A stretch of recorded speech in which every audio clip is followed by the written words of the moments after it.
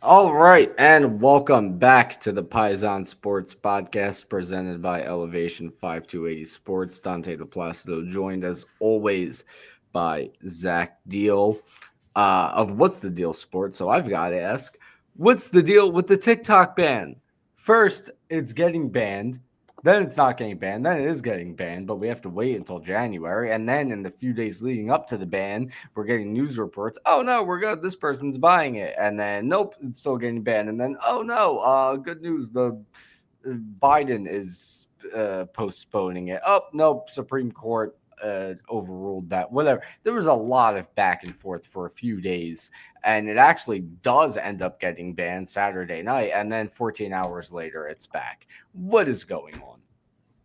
Honestly, it really didn't affect me because I think TikTok, I've logged in probably maybe like four times in the last like 6 months. I just like stopped looking at TikTok. I was never really big on TikTok, so it didn't really affect me. And I also didn't really pay attention to all the stuff that was going on, the controversy around it. So I don't know too much about the It was situation. all very. I It was checked it. all I very just know people confusing. were complaining about it being banned for a little bit of time. I checked it just at that time to see, and there was like a message on there that said something to the effect that it's like not legal in your area. And then I haven't tried to get back on there since. So you're saying that it's fixed now? Yeah, you didn't know that. That was the whole reason I wanted to make this the "What's the Deal" segment because of the fact it was unbanned. It wasn't unbanned 14 hours later.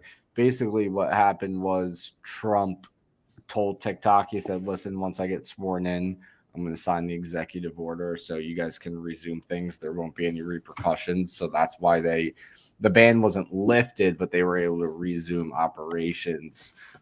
So yeah, but that's the whole reason I want to do the "What's the Deal" segment. Yeah, it only lasted 14 hours until it was back up and running. Yeah. So there was all And this hoopla. and all of the Brits and the Canadians and the Australians during the ban, they went on the app and they started talking shit.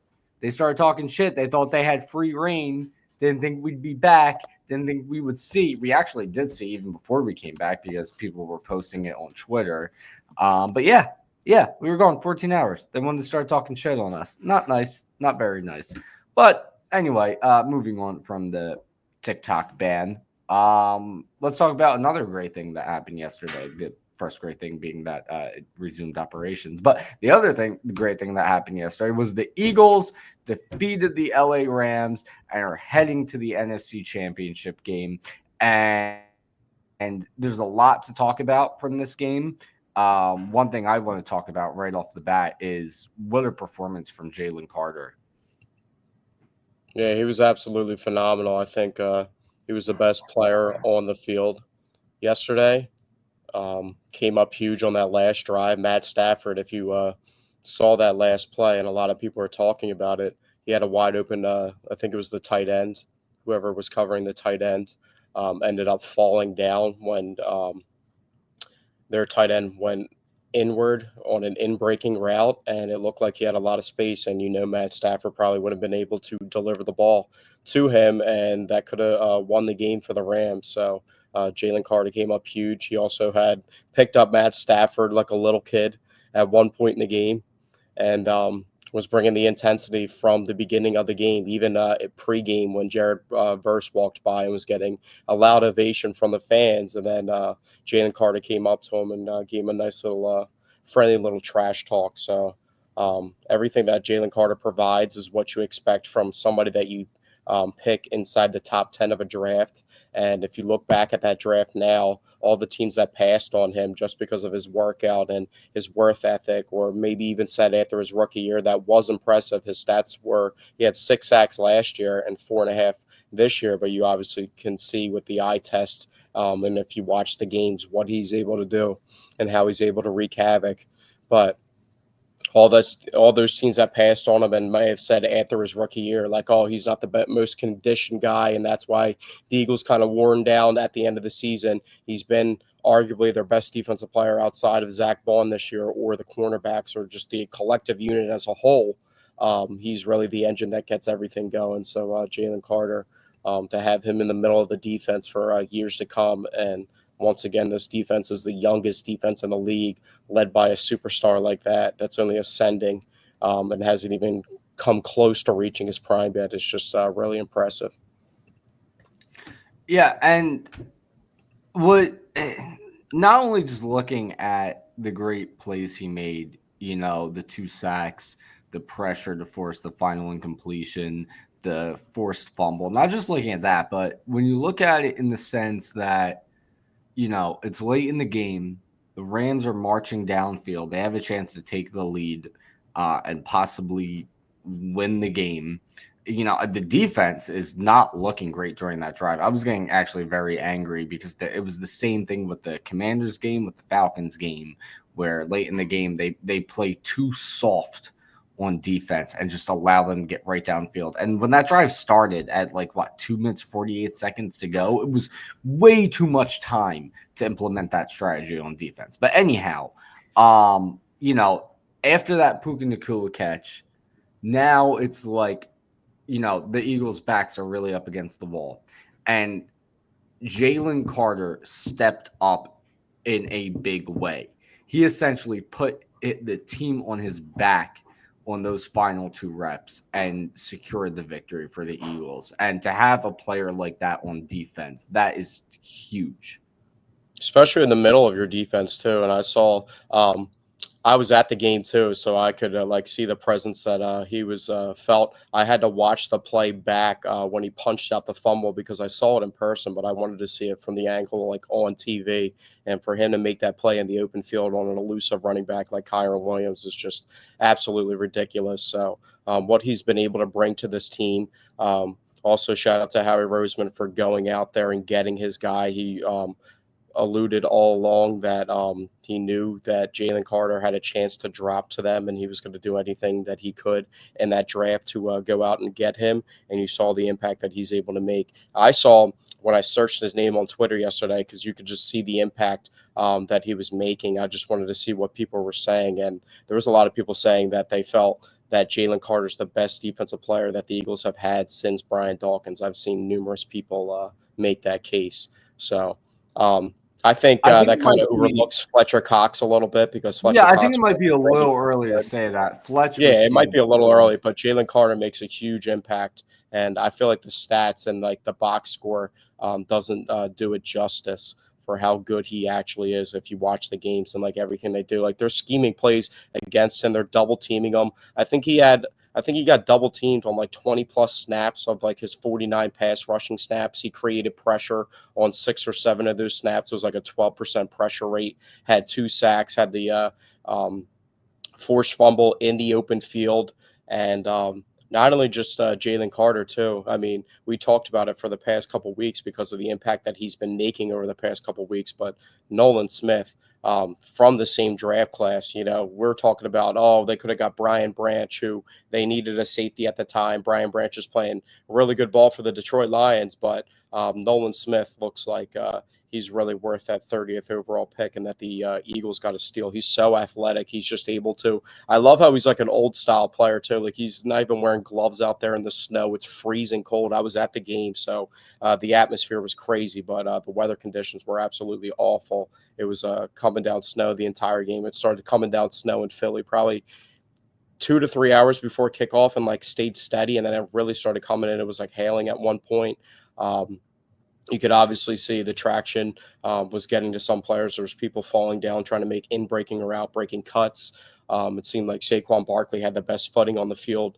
But to have a guy coming off the edge like Nolan Smith that's so versatile and athletic to go and hunt down quarterbacks with the way that the entire defensive line's playing, that was the biggest question mark that I think in the beginning of the year on the podcast that I kept talking about when they weren't getting pressure in the beginning of the season, and just going into the season with trading Hassan Reddick, signing Bryce Huff, who we weren't that high on, and you saw that he's not making an impact at all for this team, and they're able to overcome it. They didn't necessarily need to replace him. They felt like going out and making that move. I mean, I know they love to invest in defensive linemen and they love having a good defensive line rotation, but you draft a guy like Nolan Smith to replace Hassan Reddick when he moves on. And I don't even think the Eagles themselves could have expected the impact and the development this quickly of Nolan Smith from where he went last year to having one total sack. and to this year just blossoming and getting better week by week. Yeah, I'm actually I went to check this last night, but it hadn't been posted yet. I'm actually checking the Eagle snap counts right now as you mentioned that. Bryce Huff didn't play a single snap in the game. Um what did why can't I find Nolan Smith? Oh, there he is. Nolan Smith actually cut back on his snaps a good bit, 82%. It feels like lately he's been in the 90s, a good amount from Jalix Hunt though. Jalix But Hunt yeah, also had a sack as well. yeah, there was a lot Mauro of Ajomo a had a lot sack of too. different, So. Moro Jomo, but yeah, Nolan Smith, he's really starting to come around, and it's not even just he's much improved from this season as compared to last season. He's much improved in the second half of this season compared to the first half. Like it's not just a year by year thing. This is like a he's been coming around a lot lately. I mean, he's got 3 sacks total in the first 2 playoff games. That brings his total career playoff sacks to 3.5 in just 3 games, which is pretty impressive. He had a half sack against Tampa Bay last season. He's looking really good. And then one final guy I want to shout out on defense. Actually, a quick little shout out because I was really worried about this guy going into the game, but I thought he played pretty well, and that's Oren Burks. I thought he looked good. Yeah, he definitely did well. Yeah, I was really worried about him after his performance against the Packers, but he looked good. But one guy who, I mean, we have been defending time and time on this podcast, and I think I don't think we even have to defend him anymore because I think the fan base has fully come back around on him, and that is Slay. Another great game from him. You almost said it right there. I almost did. I stopped myself. You almost broke your I stopped myself. own pattern. But yeah, I was going to give him a shout out. I mean, I was just thinking about while I'm coming home from the game yesterday, and just thinking about like how the chemistry of this team and how well he's playing. He turned 34 on January 1st, so he's playing this well at the age of 34 now. And I'm just thinking about his legacy and his impact in Philadelphia. I think he goes into the Ring of Honor, but I think he can really impact his legacy as a whole for his resume, possibly even to maybe one day could get considered for the Hall of Fame. I mean, playing this well, this late into his career, three-time Pro Bowler. He was a 3-time Pro Bowler with the Lions. He was a 3-time Pro Bowler with the Eagles. Was a part of the Eagles for 2 possible Super Bowl teams and one that possibly could win the Super Bowl. And he's been a huge part. And I'm even thinking about how I know his contract's coming up soon, and they might want to get younger His at that final year is next year. Yeah, so they might try and do something with it. I would love to ride this contract out. Yeah. Oh, yeah. Absolutely. With how well I don't like when you playing think this about year. his, just because like you think about his age, it's not like they also have a 21-year-old and a 23-year-old that are playing on the opposite side. I feel like just because of his age, people would automatically rule that's something that in the offseason they can look to upgrade or move on from. But I just feel like that's just not the case. And I like their depth. Isaiah Rodgers should have had that pick on the Demarcus Robinson underthrown ball from Matt Stafford in the middle of the field yesterday. But that was just a really good play by Robinson himself. He kind of got picked on a little bit, which is expected when a guy like Quinyon Mitchell exits the game. So who from what we hear, should be good to go next week. He should be good. Also, there's another injury with Jalen Hurts too, who isn't Isaiah Rodgers also hurt? I think he also got hurt in the game, and then Kelee Ringo came in for a bit. Isaiah Rodgers, he's very inconsistent. He'll make a terrible play sometimes. The one thing I will say, he made a really good play on picking up that fumble in the snow too, and that quick spin move that he made was really impressive. And he's dynamic getting when he has the ball in his hands, like in a returner roller when he just has the ball in his hands. So. But back to what you said. That was a huge play in the game, low key underrated. Not only Jalen Carter punching that ball out, but to get that return from Isaiah Rodgers to put them inside the 10-yard line in a 1st and goal situation in a 1-point game when the Rams were establishing the drive. Kyron Williams had a couple good runs yesterday. He's a really good running back. We talked about before that the thing about the Rams are their players are productive and they get into the end zone too, just like Matt Stafford was able to throw 2 touchdown passes on this defense and construct drives moving down the field the entire game and keeping the game close when you thought it was out of reach when Saquon Barkley had that long run to make it a 28-15 game. So, Yeah, and going back real quick to Slay in terms of the Hall of Fame debate here, I think if mean, they it's more win, so. Let me clarify real quick because not to cut you off, but let me clarify. I'm not saying he's like a solidified Hall of Famer, but I think no. now if something like if they're able to win a Super Bowl this year Well, and he that's plays what I at was a high about to level get next to. year, I feel like he could be under consideration. And you also have to take into Yeah, the effect how well he's playing at the age that he's playing. There's not too many cornerbacks that have been able to play that well into their career. I mean, we talked about it before on the podcast, Darrelle Revis, his short lifespan of how good he was and his peak, but how quickly that ended as well at the age. So, I mean, Darius Slay, and like you can see how quickly things could flare out with a guy like James Bradbury. I was like checking James Bradbury's social media accounts to see if he was posting anything about the Eagles. He's just been like ghost, but I feel like he's behind the scenes. He's not causing any issues, and it's just crazy that there were so many question marks about the cornerback position going into the year, and to see or just the last offseason, the cornerback position and what they were going to do, and people calling for this player to leave, that player to leave, and just all the uncertainty to this point of the development of that position. I mean, yeah, it's but crazy. so going back to what you're saying about Slay, yeah, I'm in agreement with you. He's not solidified in any way, and what I was about to say was, if they win the Super Bowl this year, I think it becomes a conversation. You look at his career resume; he has spent 12 years in the league. He has 11 of those years he's been a starter. He's a 6-time Pro Bowler, former first team All Pro. He's got 28 career interceptions. And one thing I want to 28 point career out, interceptions doesn't seem like it's a lot, but that's actually a lot for a cornerback. That's a yeah, lot of yeah, ball production. definitely. But And didn't even have one so this year. Like if he would have since had like yeah, 2 or 3, it would have been in the 30s.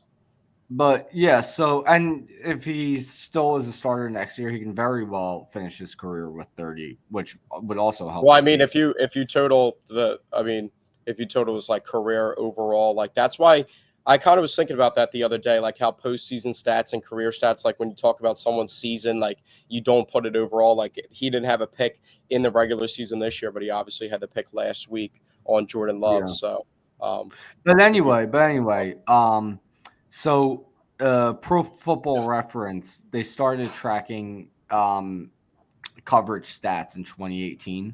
So going back to 2018, when you look at his passer rating allowed, all right, 2018 72, then 81.6. 2020, we all remember that was a bad first year in Philly, right? It didn't look like a great signing at first. A passer rating allowed of 111.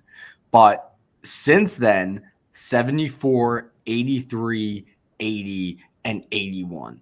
That is really good. Those are really good, consistent numbers. He has consistently been not only a lockdown corner, but he's been CB1. So those are numbers covering the best receiver on everyone's team. He really has had a phenomenal career, and if they do win the Super Bowl, I think Hall of Fame does become a conversation. In my opinion, I'm in your agreement with you on that. Um, Anyway, though, we've given the defense their flowers. There's a lot of flowers to give on the offense. I think there's also some defending to do for the offense after scrolling through Twitter and seeing what the national media has been saying all day about the Eagles' pass game and all that, and all this nonsense that we have to keep bringing up every week because I honestly I'm tired of the narrative. But before we get to that, I mean, the most obvious big performance of the game, Saquon Barkley, yet again rushing for 200 yards against the Rams, the only guy to do it twice in the same season against the same team in regular season and playoffs. Also, another 2 touchdown game. Also, two home run touchdown game. just a phenomenal performance that really helped catapult this team to the win.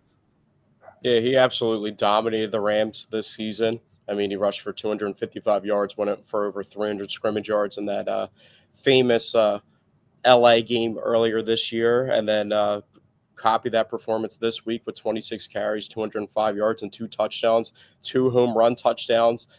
He's just the entire offense. He was actually, I was reading articles by Tim McManus from ESPN, the Eagles beat reporter, and he sought help from LaShawn McCoy.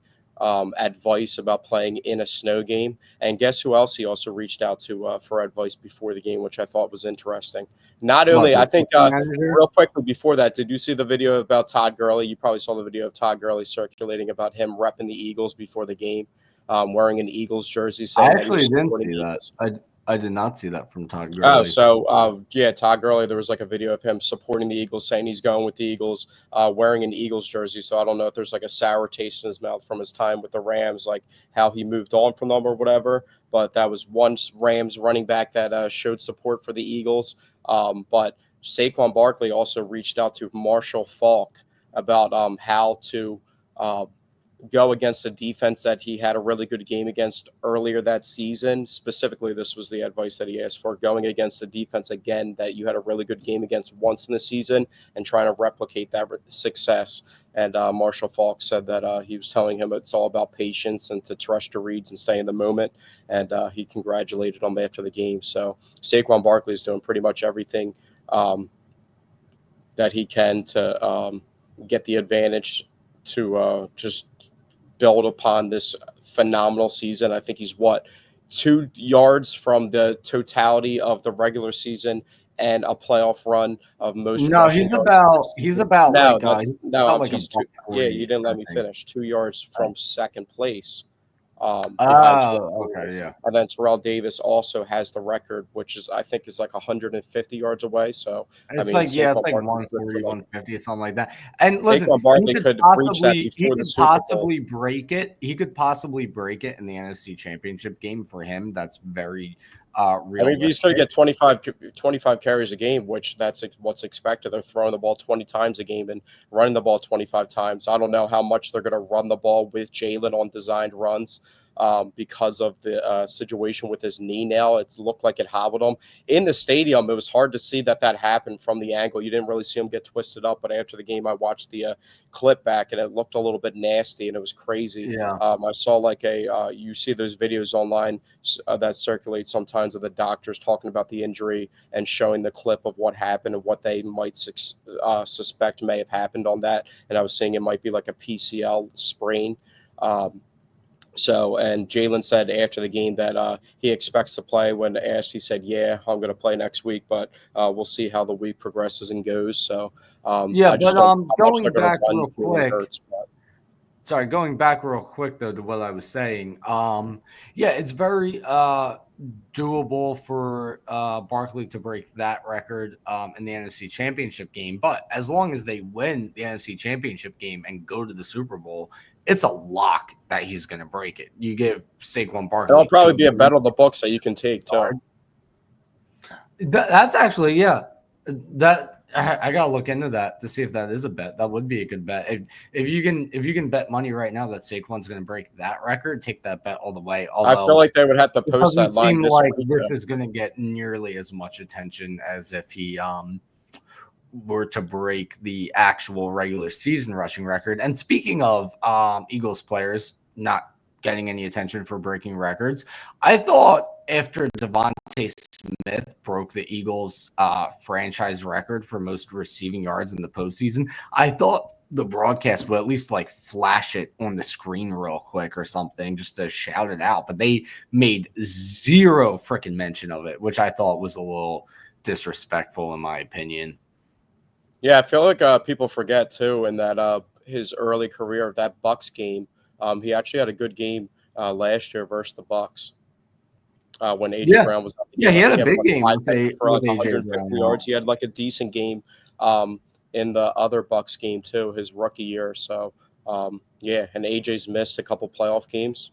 So, and has been targeted. Yeah, AJ missed that game against the Buccaneers, and of course, Devontae Smith played in a playoff game in 2021 before AJ came here. Oh So yeah, as Devontae, in missed a couple playoff games. He wasn't on the roster for yeah, Devontae so Smith's AJ rookie. has two more. I mean, Yeah. Devontae Smith has two more playoff games played than AJ Brown, and But AJ Brown Devontae and hasn't AJ, covered any ground in this year's playoffs so far, partially due to a crucial drop in the game yesterday. As much as I hate to say it, AJ really does not look his best right now. yeah, well, he has the injury. I don't think he's going to make any excuses about the injury lingering on him. I think the conditions were also a little bit sloppy too. The Eagles Yeah. right now just aren't passing the ball. There's 20 attempts. I think they tried to get the ball to him a lot. He had a lot of targets yesterday. Didn't he have like 7 targets? Well, he had two two drops. drops. He had two He had drops, like which 7 targets or something. So they're trying to is get on the ball. Yeah, he had 7 targets on 20 attempts when I was looking at the box score yesterday. So that's what, 33% of pretty much like over 33% of the and he target only share. had 2 catches for 14 yards. Yeah. Um, But also, so what I was going to say was Devontae and AJ, what was it, the Super Bowl game? They both went, I think Devontae ended up with like 99 yards in the Super Bowl, and AJ had over 100 yards, and obviously that big touchdown catch. So, I mean, I'm just like, the thing about me with everybody wants to complain about the passing game. One, this game, I feel like it's not accurate to even mention because Matt Stafford is a huge part of the Rams' success, and they're going to have to pass the ball regardless, especially being down in the game. And he's also a really, really good quarterback, like borderline Hall of Famer himself. So he's going to have success in the passing game, and he's a better passer than Jalen, but not even to make the comparison about it. The Eagles have a winning formula right now, and this isn't the game where you're going to try and switch things around in these type of weather conditions with the field being the way that it was. So I don't think it's yeah, no, accurate. I'm just I'm waiting not for, really and talking real about. quickly, I'm just waiting for the offense to explode because I know what these wide receivers are capable of.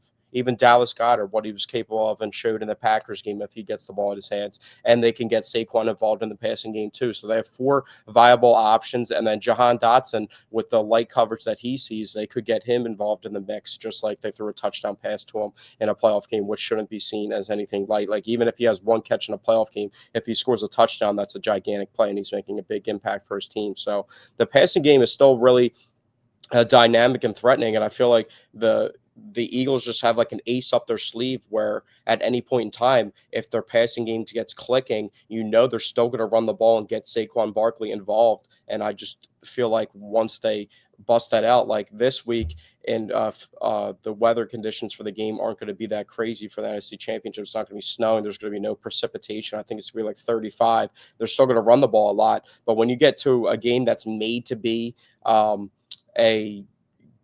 put so much time into it, and it's supposed to be at a location like in the Super Bowl in New Orleans inside a dome, you know what I mean, where the emphasis is what the temperature is going to be like. They get inside that dome, I feel like they could just bust the passing game wide open in the Super Bowl and really catch people off guard. Well, yeah, so I wasn't really referring to, like the Eagles not throwing the ball a lot in that game. I just mean with,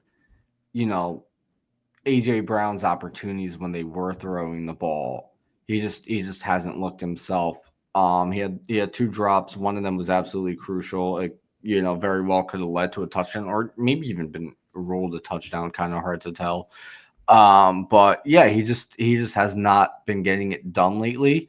That's And another it thing too. definitely is the injury is definitely a factor, but also what was definitely a factor was the conditions as well. I mean, you saw a lot of drop passes and fumbles from both teams across the board yesterday. You saw a lot of fumbles and drop passes from the Rams. You saw it from AJ Brown. You saw, I'm pretty sure Jalen Hurts fumbled at one point, but then was able to fall on it, if I'm not Matt mistaken. Stafford got stripped on Nolan Smith made a really good play on that sack, but Matt Stafford more so in a rather regular condition game. I mean, he was kind of blindsided by the hit by Nolan Smith, but he didn't even get taken to the ground and drop the ball. Yeah, and then there was also one fumble for the Rams that they fell on that didn't end up being a turnover, where Stafford went to hand it off to Kyron Williams, I think, and he just dropped it. and it Yeah. went backwards, but they were able to fall on it. There was also another one that was ruled an incomplete pass, but it looked like a fumble that went backwards that they also fell on it. So just, yeah, it was just sloppy football across the board. And I also think what's also really annoying me from the national media today is they're going out there and saying, if it wasn't for the snow, the Rams would have won. Right? They're looking at the snow as a factor when evaluating the Rams, but then they're bashing the Eagles' passing game and not mentioning the snow. All It's week leading up to the total game, everybody said hypocrisy. that an advantage for a team that's not suspected to win the game would be a factor that is uncontrollable for the team that's favored, which would be a climate like the snow. You know what I mean? That would make the game, that would be an advantage to the Rams because they would need every little advantage that they can possibly get. So I don't know. People are talking about that. People are just like love to hate on Jalen Hurts, and everything's always on Jalen Hurts. Mhm. I never see any And other player like on really top of criticize. that, Really just about Jalen Hurts. the Eagles win. The whole conversation is what's up with Jalen Hurts, what's up with the passing game. Meanwhile, Josh Allen has a very similar performance. And Josh Allen, he's so good. It's ludicrous. And the thing too is, you look at the attempts from Jalen Hurts only threw the ball 20 times. He had 15 completions on those 20 attempts. That's pretty efficient. Now you can knock some of his play by saying he held onto the ball and took too many sacks. You can make that argument definitely. The safety, that wasn't The very. safety was horrible. The safety also happened in a horrible weather condition game when he had already got injured with that knee injury. So I don't know about his mobility. He has shown that I think he would have put more energy into getting out of the end zone and trying to break that sack if he knew it was coming and he wasn't banged up. But he does normally, like if he sees pressure, he's trying not to turn the ball over. And that's something like you saw other teams. That was the fatal flaw. Like if you watch the Lions Commanders games, how many times did Jared Goff turn the ball over? That was crucial, or just the Lions offense turn the ball over in that game and give the Commanders life and chance. And we know the team that they're matching up with in the Commanders, if you give them life with turnovers, that's how they get themselves back into ball games. So, yeah, I mean, Jalen doesn't turn the ball over. He's asked to do a certain That's the role. other thing too. He doesn't have any turnovers through these first two playoff games. The quarterbacks who have been eliminated, they ended up turning the ball over a ton, and all anyone can talk about is Jalen Hurts and his poor performances, and they can't win a Super Bowl without him throwing the ball a ton. They also said they wouldn't be able to win any playoff games without him throwing the ball a ton. And they can't use the excuse they used in 2022 saying, they had easy opponents. They faced the Packers, they faced the Rams, two very good teams from the regular season. The Rams they were the hottest team in football. I don't see how anybody can stop these Rams in the playoffs. And the Eagles get it done off of a formula that people said wouldn't work in the playoffs. And now they're saying, they can't work in the Super Bowl. I can't even continue to yell about it because it's week after week. I am emotionally exhausted from this. I feel like this is the The exact best I formula. can do is just accept it at this point, because although we're not underdogs in each game like we were in 2017, which I kind of miss because I feel like it gave us that edge. At least we have this where it's, our quarterback is being constantly disrespected week after week after week. So I think I just need to accept it at this point and stop getting upset over it, because every time I talk about it, I get myself worked up. Yeah, and people just don't talk about the other things that Jalen does to impact the game as well. Like he didn't have a 44-yard touchdown run. That was a gigantic play in the game. You know what I mean? That was actually the longest He run. broke a tackle to get it done too. I thought he was a freaking tush push merchant. What happened to that? How did a tush push merchant break a tackle and run 40-something yards into the end zone? Exactly. So, I mean, this is like the Meanwhile, exact Josh Allen got pushed into the end. I watched the play out of the corner of my eye. I don't know if he got pushed or if it was just a QB sneak, but that's how Josh Allen got into the end zone yesterday. And that's how he's been getting into the end zone all season. But nobody's been saying that about Josh Allen. Oh, look how great Josh Allen is. And look how Jalen Hurts is the worst quarterback to ever touch a football, yet he's in the NFC Championship game, which people said wouldn't happen. People love to criticize, and it's also the same stuff that Nick Sirianni gets criticized for as well. Those are the two guys that everyone aims at and targets. They think the team's like really good, and it's almost like a thing against Jalen that the team's so good that anybody can play this role, and he's not doing too much to lead to the success. But I just feel like that's very inaccurate. Him and Nick Sirianni don't get enough credit for the success that they've had together with each other, and I'm confident in Jalen Hurts. I just hope that he's not banged up and injured, and I think he can go out and win this game, and I think he can win games with his arms too if that's what they ask him to do. They're just not asking him to do that at the moment because Saquon Barkley's having a historic season behind a historic offensive line. So I just feel like there's no reason to change the recipe for success. And like I said, once we get out of Philadelphia and these bad temperatures and we get inside a dome, if they make it to the Super Bowl, I feel like things could change and they could really open up the passing game. They'll have rest. They'll have a lot of time to put in a game plan to get all the receivers involved and get everyone healthy. And I think they can start doing that. But I'm not even really worried about what the outside media says because they're just trying to find stuff to like nitpick about Jalen Hurts or the Eagles and why they can't do this or why they can't do that. Everybody knows defense wins championships where they have the number one defense in the league. That it's kind of astonishing that they had the number one defense in the league being so young and being the youngest defense in the league, but that's what it is. And their offense is successful and they make plays when they need to and they win games with a running back that's having arguably one of the best running back seasons of all time. So I'm not really worried about what the national media or what the narrative is because, I mean, this team just keeps winning and the wins just keep stacking up. Yeah, that's where my mindset needs to be, is to just not care what everyone's saying and just let us keep winning. Unfortunately, I still get worked up over it.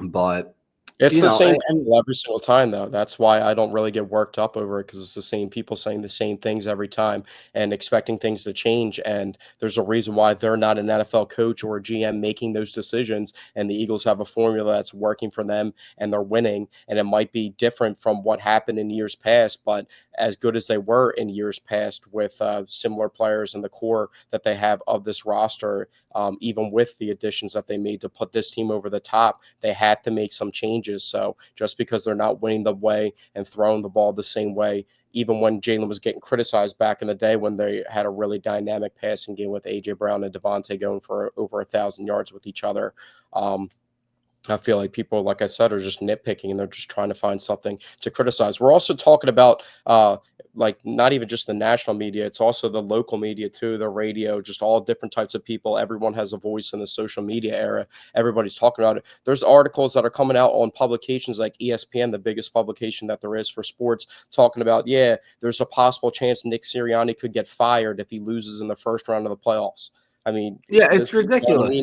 And one thing I want to say, before we get into, the NFC Championship matchup is, something we've said on this podcast is, with all the hate on Nick Sirianni, and he's a bad coach because people outside the organization hate him, which was such a dumb argument. What we were saying was it doesn't matter what everyone thinks of him. It matters what the players think of him.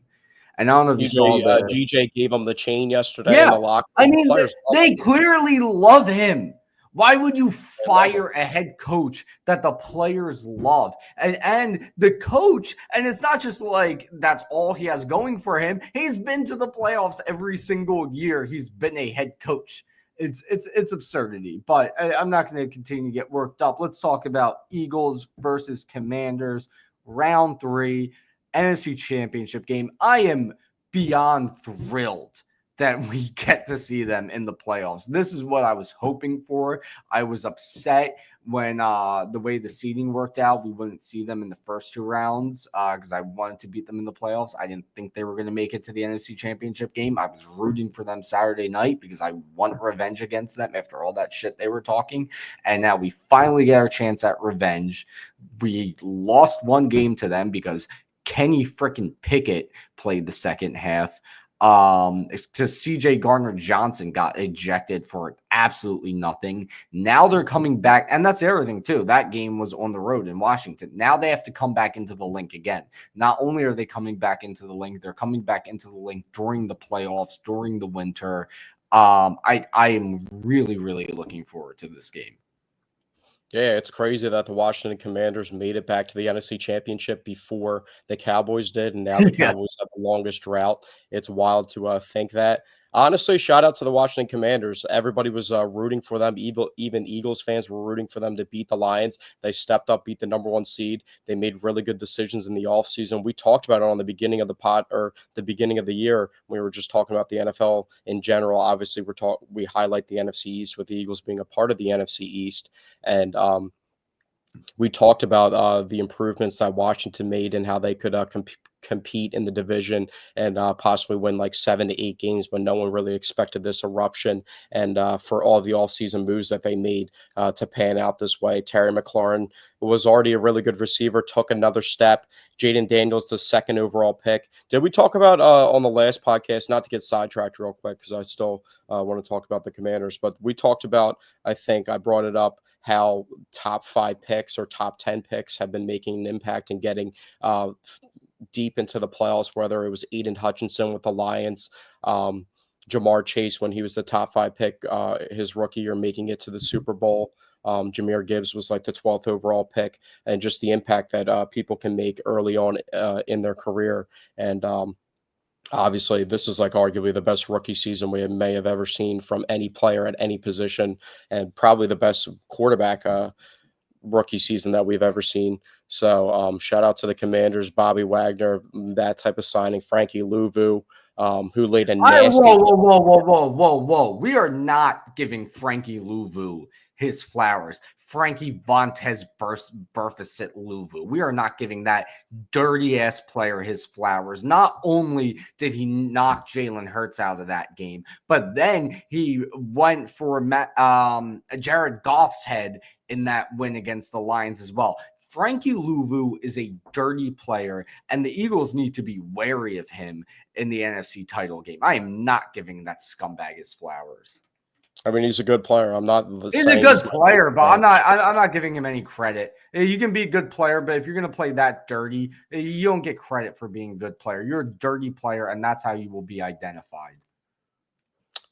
Yeah, I mean, I think that's pretty accurate. I think that's how a lot of Eagles players play. That also once I was thinking about it today, I think when I was brainstorming for topics to talk about for the podcast. And we've grown up. I'm 27 years old, turning 28 in April. My recollection for football really started probably like 2001 when like the Andy Reid prime Eagles era started with all the NFC championships and all the disappointing results. That's when I started remembering. You're 27 years old, Dante.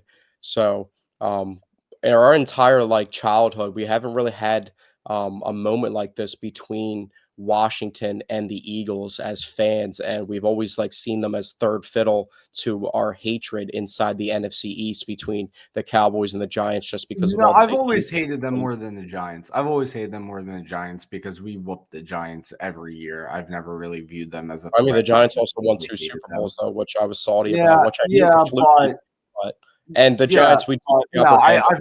I've always hated the Commanders more. There are a Because lot of people that were involved in the rivalry in the 2000s during the time period that I was just talking about actually say that the Giants over the Cowboys might be the biggest rivalry because the Eagles have had just bigger moments against them and they've had more success than the Cowboys. But that doesn't make a rivalry because the Giants haven't had big moments against us. It's very, if it's that one-sided, to me, it's not really a rivalry. It's like what Joel Embiid said about the Celtics. It was like, it's not really a rivalry. They whoop us every time. So it feels like a rivalry on our side. I don't know how it feels on the Celtics side, but yeah, on the Eagles side of the Eagles. Well, they were Giants, well. At least you can admit there was a rivalry that was there. Just not it's if you're not looking at like the head-to-head matchup, there's a rivalry there because of the success that the Giants did have and how they were a viable opponent. It's not like we had our upper hand they have against not them. been a viable opponent in years. You're But missing the time. I just told you the time period that I'm talking about throughout our childhood, like when we were growing up, when we started watching football in yeah, 2001. but That 10-year anytime we stretch, were they won 2 dominant, Super Bowls. they weren't that good. Anytime we were dominant, I would say the only time it was actually, like where we were good and they were good, was 2010, right? And miracle at the Meadowlands took place. And then the other time was 2 years ago. We both made the playoffs, but we destroyed them in the playoffs. And I don't like really recall the early 2000s all that well. The earliest season I remember well is 04. The only thing I remember from 03 is the NFC Championship game against the Panthers, because I remember being a very heartbroken child. And then 2004 is when I start remembering football. So I don't know. I've never really had any memories of a rivalry against the Giants. But let's not talk about the Giants. Let's talk about the Commanders. Okay? Yeah. Well, I Let's mean, talk you about the didn't. Commanders, because that's what we have on the schedule for next week. I mean, you weren't letting me get past, so you went on the side tangent when I was just bringing Oh, up my that bad. it was seen as the Washington to many people, the general population of Eagles fans was seen that are around our age demographic as like the third fiddle to who they hated in the division and didn't really see them as a threat. They had the longest drought. We make fun of Cowboys fans because of how heated that rivalry is, and especially over the past 10 years, how the Cowboys and Eagles have competed. Even though the Eagles have had more top end success, the Cowboys have always been there to be competition for them. But the Commanders had a longer drought than the Cowboys, and we never really look at Washington fans like, oh, you guys haven't made the NFC Championship in 30 plus years. You guys haven't won a Super Bowl in this long. Like, it's more so we direct that hate towards Cowboys fans. So I feel like this is the by far the biggest moment of our fandom as 27-year-old Eagles fans that we can Yeah, this is remember. This is definitely the biggest moment versus moment in the Washington for sure. rivalry against the Commanders. Yeah. Yeah, I get what you're saying. Yeah, definitely. And not only that, it's just I feel like the pot got stirred after that loss to the Commanders because of all the shit talk from the Commanders fans and everyone, for beating us when it was like clearly we were not in a position to win with our quarterback out of the game. Well, they don't lack confidence at all because Brian Robinson was saying that they thought that they were the better team regardless going into that game. They obviously had the advantage when Jalen Hurts went down. And look who was winning before Jalen Hurts got hurt. It's just I mean, yeah, ridiculous, which is why Saquon I also had can't wait to stomp the shit out of them, which I Yeah, think we will Saquon do. also had what 7 carries for 107 yards and like 2 touchdowns in the very beginning of that game. The one thing I will say about Washington that scares me a little bit is their coaching is extremely good. Dan Quinn is a hell of a coach. To think that the Cowboys just to keep ping ponging the NFC hate around all the other teams, not named the Eagles, to think that the Cowboys let a guy like Kellen Moore, who I'm not the biggest fan of, but you see the success that a Kellen Moore offense is having right now. He's pushing the right buttons. Although my least favorite play of the game on Sunday, which was yesterday, was that rollout on second down when we were running. That was horrible. And by the way, Stephen A. Smith on Twitter blamed Sirianni for that. Sirianni doesn't call the plays more. Yeah, that's crazy. But Kellen Moore walking out the door for the Cowboys, them letting him go, and then letting Dan Quinn go, only to let Mike McCarthy go after this year, after giving him some confidence at the back end of the season, and then just not coming to another contract agreement once his expired. Letting Dan Quinn go as your defensive coordinator, you saw as a rookie coach with the Atlanta Falcons, he brought them to a Super Bowl with a very young team, and he's doing the same thing now with a rookie quarterback. And to think that he left the Cowboys coaching staff is absolutely crazy. But the Commanders, not only just him as the head coach and having so much offensive success with a defensive head coach and Dan Quinn, who was a defensive coordinator, obviously. Cliff Kingsbury as their offensive coordinator, he's been pushing the right buttons too, a former head coach at different levels. I think Cliff Kingsbury was actually was actually a very good head coach. I think when you're I think dealing they with had the offensive coordinator advantage over the Eagles. I think the Eagles obviously yeah, had more no, I talent think than they so, had but their we offense. definitely have the defensive coordinator advantage. I think we have possibly the best defensive coordinator in football to take a defense that was terrible last year and turn it into the best defense in the NFL this year. I can honestly say I think Vic Fangio is possibly the best defensive coordinator in football. I think this is one of the best defenses in football. One thing I was actually talking about with my cousin who I was watching the game with last night is the identity of the defense has really flipped from the first half of the season to currently, where throughout most of the season, they didn't force many turnovers, if any, but they didn't allow many yards, and they played great defense that way. Now it feels like they're allowing a ton of yards, but they're forcing a lot of turnovers. So the identity feels like it's completely switched. But either way, it's a great defense, a great pass rush, great linebacker play, terrific secondary. Um, I've mentioned the weakness of the defense is, they don't do great against mobile quarterbacks in terms of keeping them in the pocket. But overall, I mean, it's a great secondary. I like the way our defense plays. We have Saquon Barkley. We played very well against them at home earlier in the season. We were playing very well against them on the road until Jalen Hurts got hurt earlier in the year. This is a very good Washington Commanders team, but I just think from what I've seen from this Eagles team at full strength against them so far this year, I think we are simply the better team. And I honestly do like our chances going into this NFC title game, and I'm very excited for it. Plus, we're going to be at home. I mean, the link in the playoffs, it's another animal. Yeah, yesterday the atmosphere was absolutely ridiculous. It was definitely an instant classic, memorable Eagles game. It was awesome. I was so thrilled that I was able to attend that game. Hopefully, I'll be able to go to this game as well.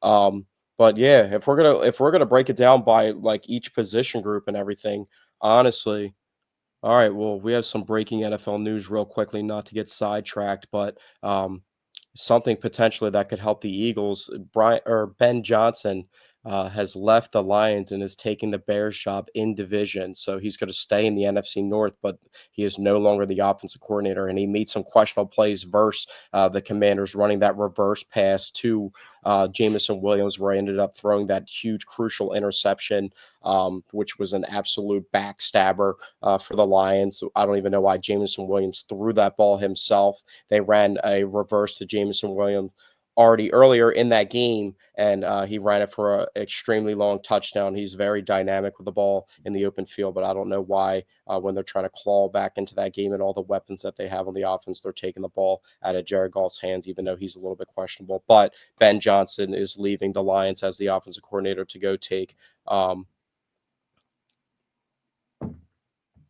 Yeah, I got a little excited because I thought you were going to give me some news that helps us on Sunday, not in the future. But that is good news to hear.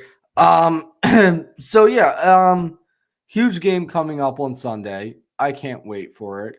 But at any rate, it is now time for my meatball of the week. And my meatball of the week, I feel kind of bad making this guy my meatball of the week because he's got to feel really bad about himself. But it's Mark Andrews, not only for fumbling, a crucial fumble, and I don't even know what the hell he was doing on that play. But then it all could have been forgiven.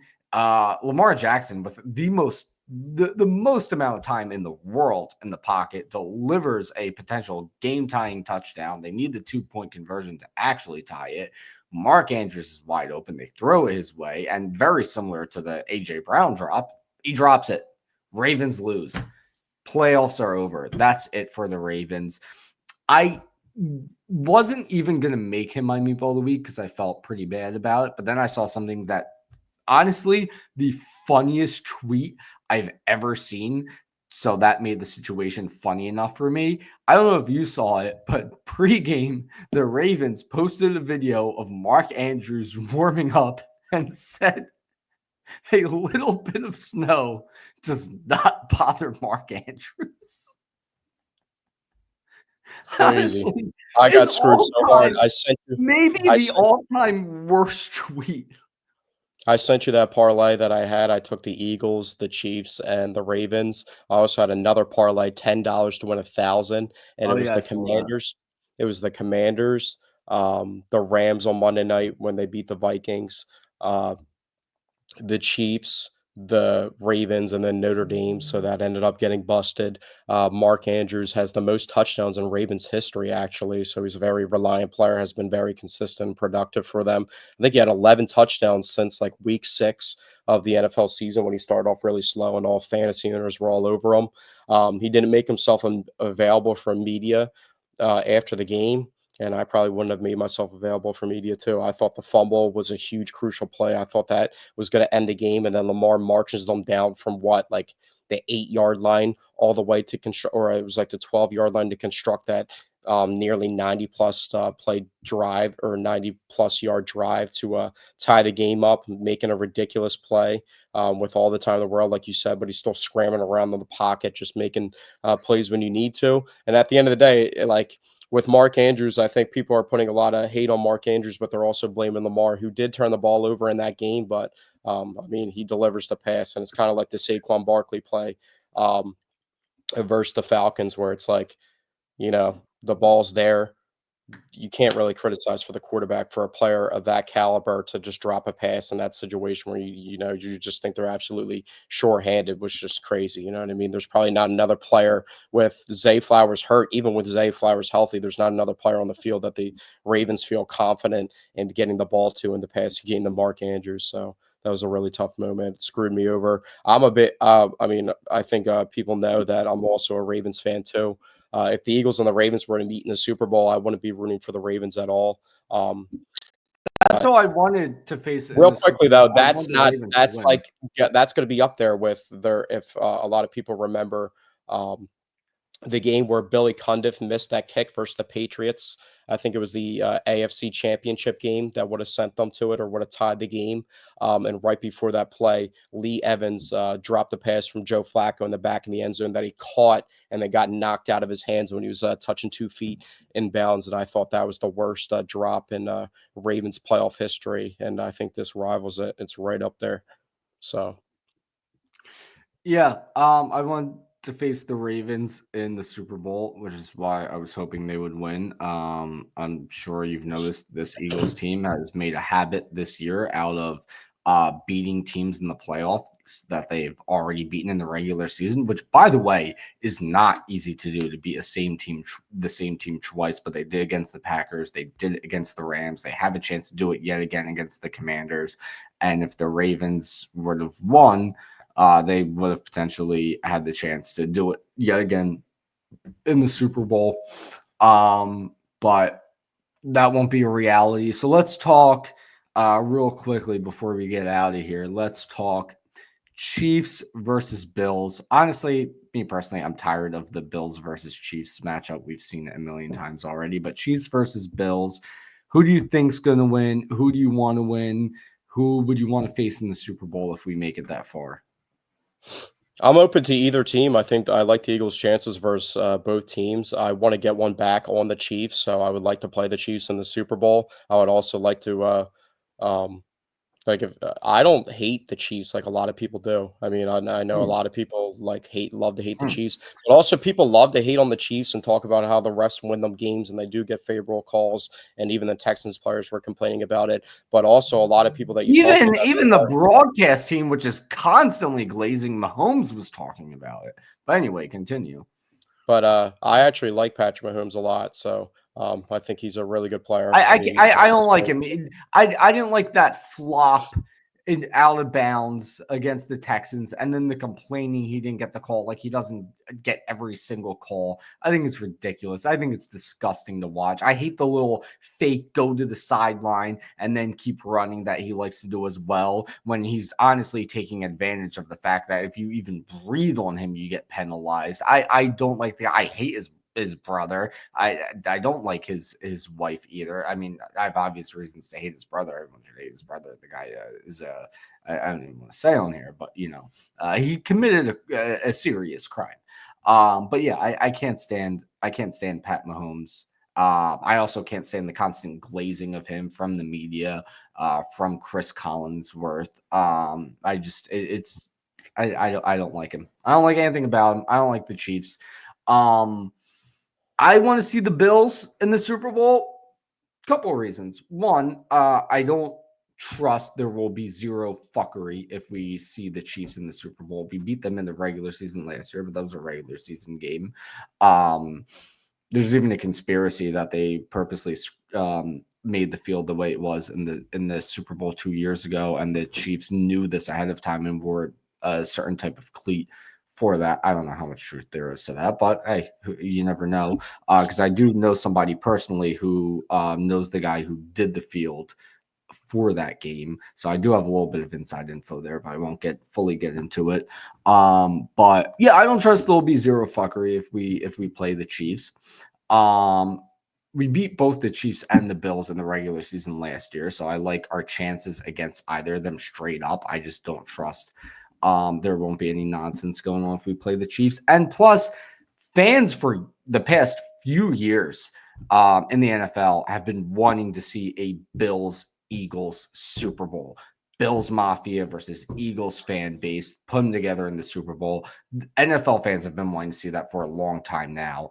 I kind of want to give the fans what they want. Bills versus Eagles. That's what I want to see. But I don't think the Bills are going to get it done. I think the Chiefs are going to win. I think the Chiefs are the better team. They have the better roster. They obviously have more playoff experience. They've dominated them. They played how many times? 4 out of the last 5 years in the playoffs. Josh Allen has never beaten Mahomes in the playoffs, and he kind of just suns them. They obviously had that infamous game. I think it's going to be a close game, but I just think the Chiefs just have too much going on for them. I don't root for the Chiefs, but Andy Reid, I have a big spot in my heart for Andy Reid as an Eagles fan. So like his success, it's always good to see Andy Reid doing his thing. I think he just eclipsed over 300 coaching career wins. I also want to get one back on Andy Reid himself and just the Chiefs in general, but I wouldn't be opposed to playing the Bills too. I just know you're talking about the glaze for Patrick Mahomes, which who has won 3 championships before the age of 30. So I mean, obviously, what else are they going to do besides glaze that guy?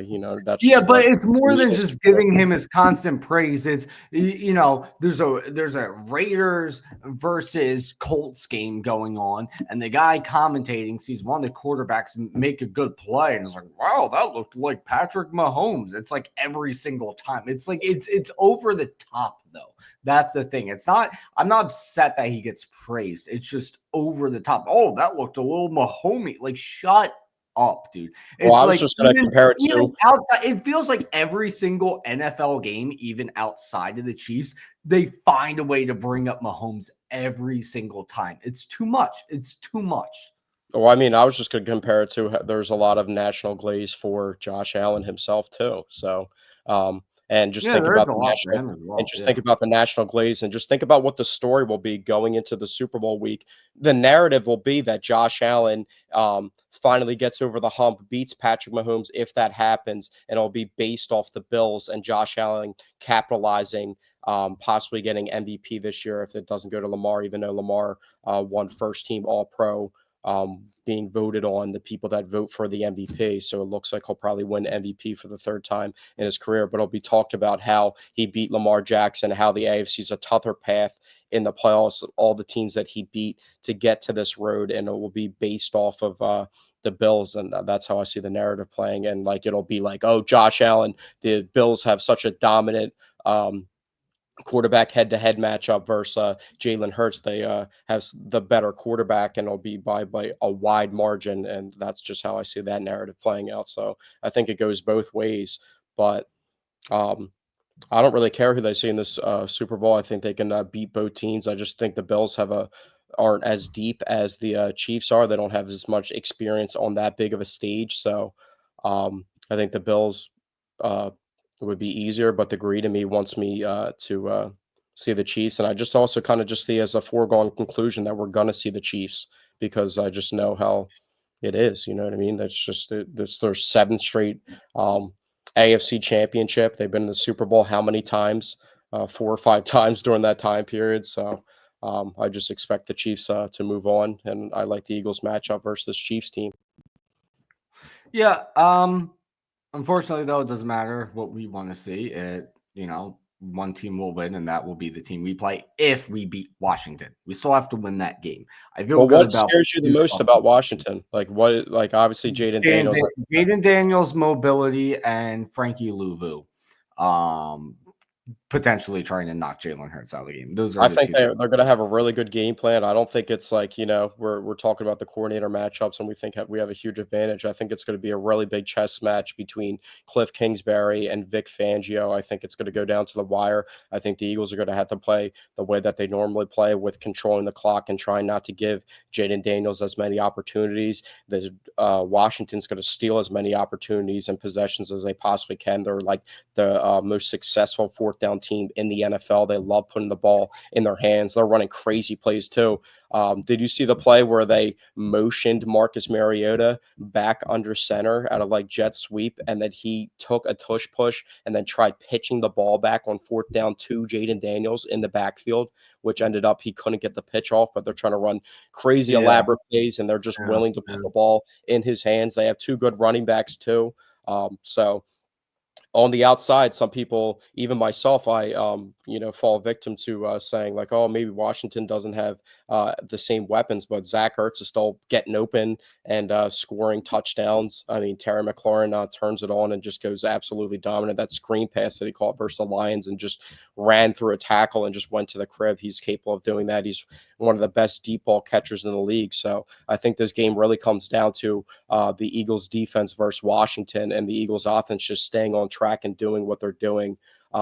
I don't think they need to implement more of a passing game. I think the Washington defense is still young. Our defense is young too, but Washington's defense doesn't have as much talent as the Eagles defense does with the inexperience that they're playing with. So they step up and make plays. They made a lot of plays on the ball versus Jared Goff, but if the Eagles don't give the Washington the opportunities to have the ball more than they should by running the ball, controlling the clock, and not turning the ball over by giving the possessions to Washington, I think the Eagles could easily win this game comfortably. Yeah, I agree. As long as the Eagles play to their best, I definitely think this is a win for them. So they also have to contain Jaden Daniels in the pocket too. The pass rush that is the big thing I'm talking about. That is the thing that worries me the most outside of the. But that forces Vic Fangio's hand, where like we saw the last Washington game that they ended up losing. He started bringing a lot of pressure to Jaden Daniels, trying to get him rattled, and he was making quick plays at that 4th and 10 conversion on that long scramble that he had.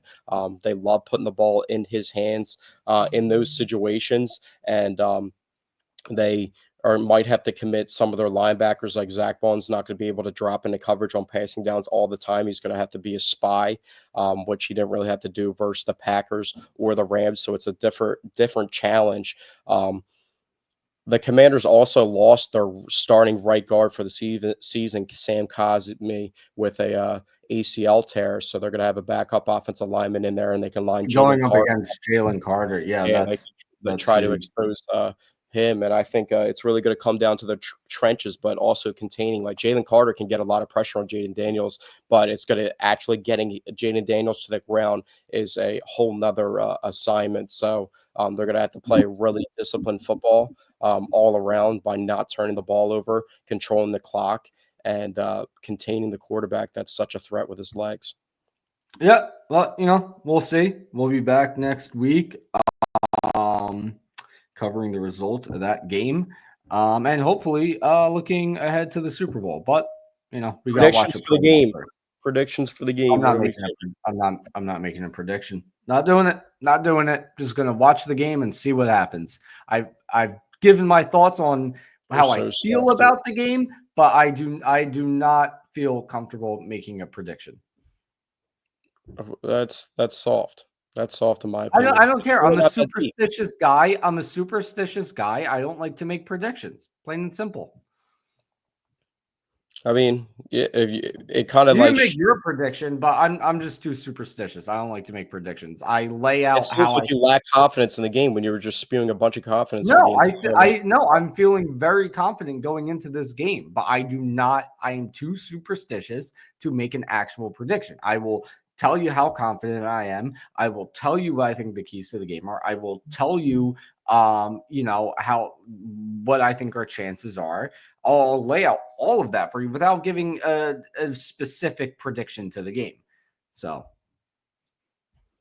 Uh, yeah, I guess, I think the Eagles win this game by one possession. I think it's going to be close the whole game. I think people are going to be talking about how great of a season that Jaden Daniels had. It's not going to be like, whatever Jaden Daniels does can hurt him in this game. So, like, that's also a lot of leverage that the Commanders have. They're just playing with so much house money right now, having the number 2 overall pick last year and then now finding themselves in the NFC Championship. It's a divisional game. They can really make a statement right now, but I think the Eagles are going to rise to the occasion and not fall victim to the hype, kind of like the Detroit Lions did. So, um, I'm confident in the game. Like I said, they're going to win by one possession. I think the offense gets going. I think we see more production in the passing game too, but they're also going to ride Saquon to a victory. And the defense is going to step up and make a couple crucial victories and force Jaden Daniels to make some mistakes. So, also, I'm confident in Notre Dame 3 times the money tonight in the national championship. So, football wise for me, I'm booked up with intense moments at the moment with the Eagles playing in the NFC Championship and Notre Dame playing in national championship tonight. So, yeah, it's going to be an intense week of football for me. But yeah, hopefully we're back next week. This was episode 82 of the Paisan Sports podcast, brought to you by Elevation 5280 Sports. We'll be back next week celebrating an Eagles Super Bowl berth. Hopefully, I'm 95% sure that's what's going to hopefully, transpire. hopefully, And let's. we'll be I'm back looking then. forward to the game. See you guys then.